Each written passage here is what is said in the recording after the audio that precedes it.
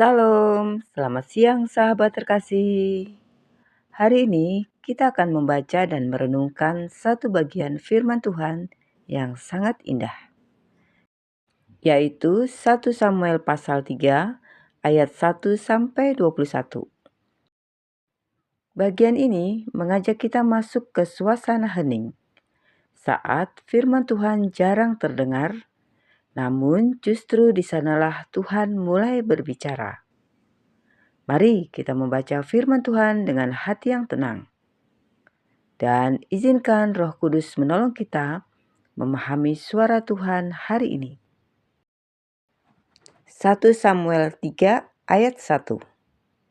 Samuel yang muda itu menjadi pelayan Tuhan di bawah pengawasan Eli. Pada masa itu, firman Tuhan jarang, penglihatan-penglihatan pun tidak sering. Sahabat terkasih, firman Tuhan jarang bukan karena Tuhan berhenti berbicara, tetapi karena manusia tidak lagi peka mendengar. Rumah Tuhan tetap ada, pelayanan tetap berjalan, namun relasi dengan Tuhan menjadi kering. Ini peringatan yang lembut bagi kita semua. Kita bisa aktif secara rohani, namun kehilangan keintiman dengan Tuhan.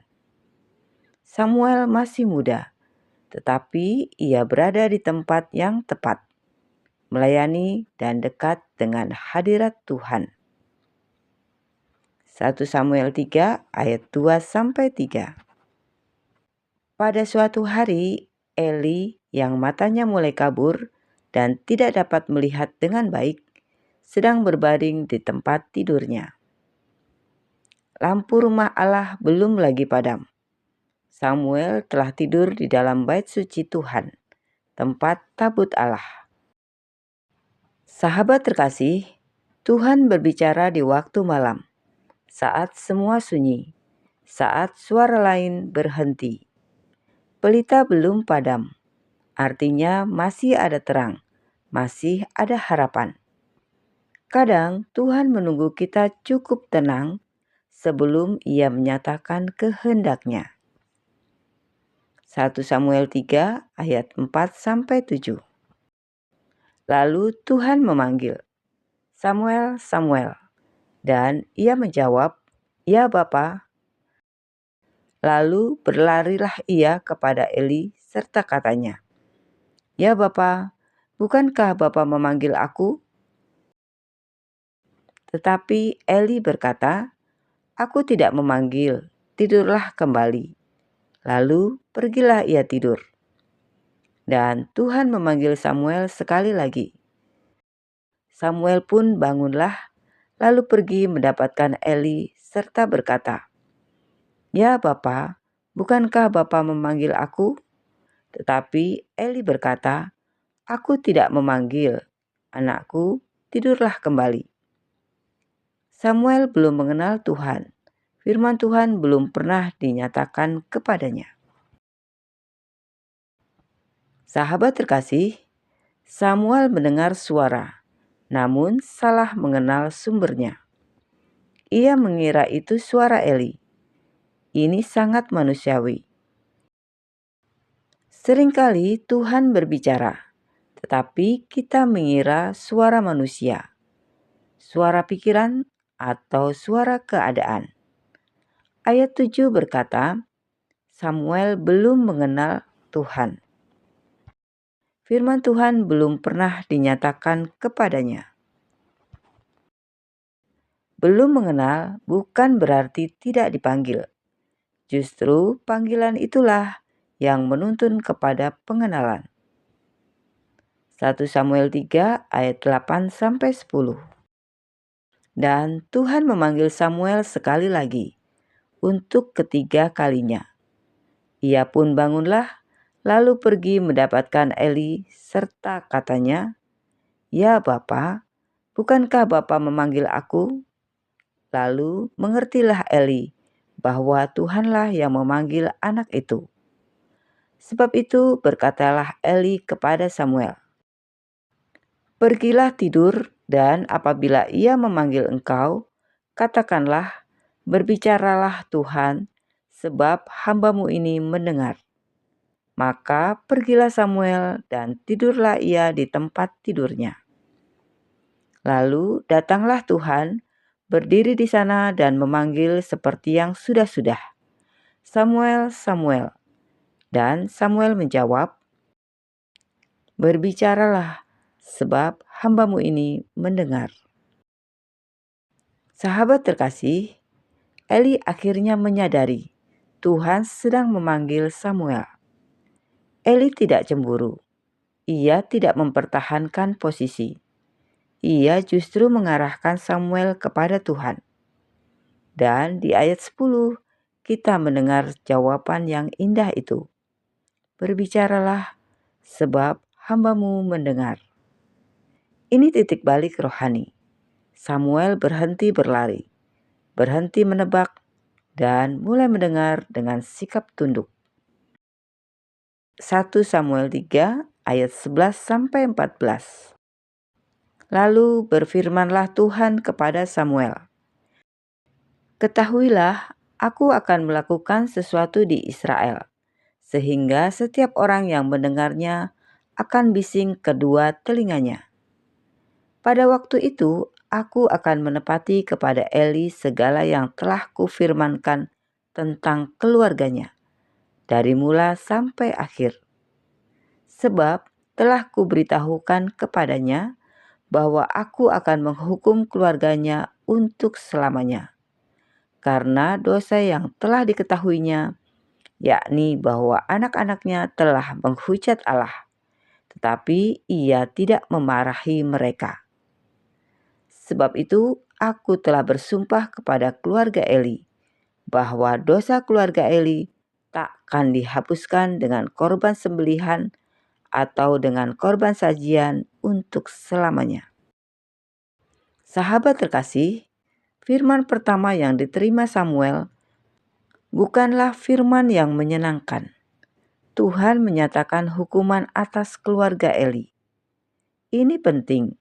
Mendengar suara Tuhan tidak selalu berarti mendapat kabar yang kita sukai, tetapi menerima kebenaran Tuhan.